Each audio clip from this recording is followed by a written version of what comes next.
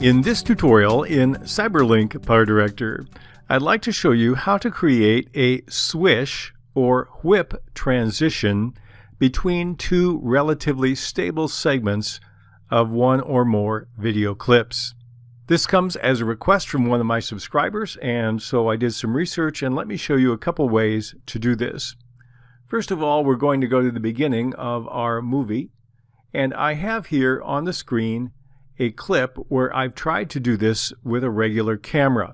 So we start out with the camera looking at one side of a residential street and then moving very quickly and focusing on the other side. So let me play that for you.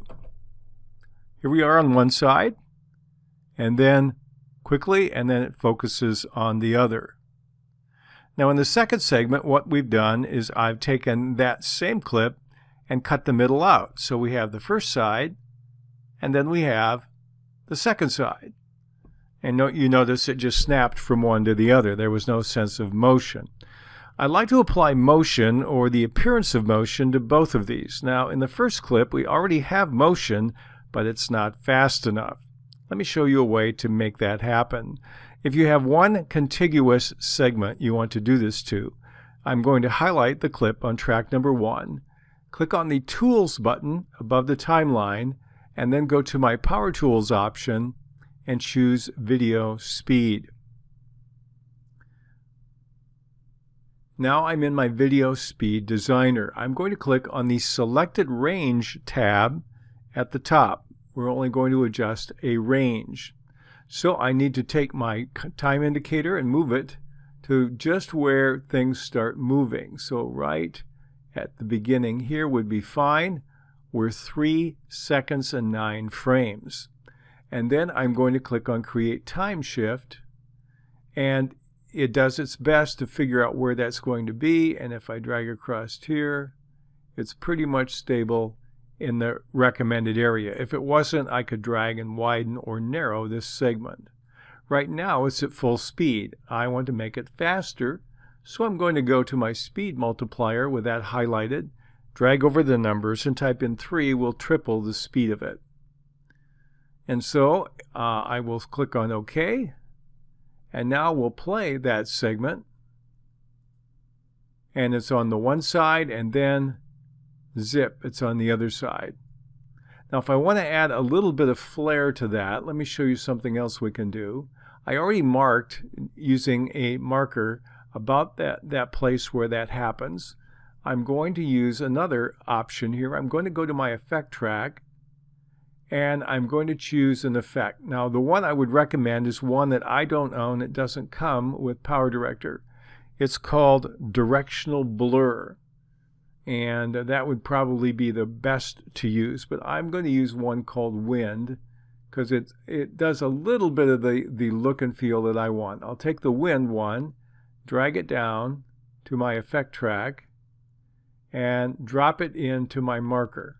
Then I'm going to modify it. I'm going to click on the time indicator, and instead of 10 seconds, I'll do 0 seconds, and let's do maybe 15 frames or so. Click on OK. I'm going to move these two over. We'll work on those later. So now when I play this, there should be just a little hint of blur on the screen from Wind when I get to that transition section. You can just see the lines in the middle here. If I stop this and move back and slow down, you'll see this is where we have our little bit of blur here for about a half of a second, 15 frames. So that's one way to do it in a single clip. Now what if you have two clips, maybe even unrelated clips, where you want to apply this effect in post-production? That's what we have here.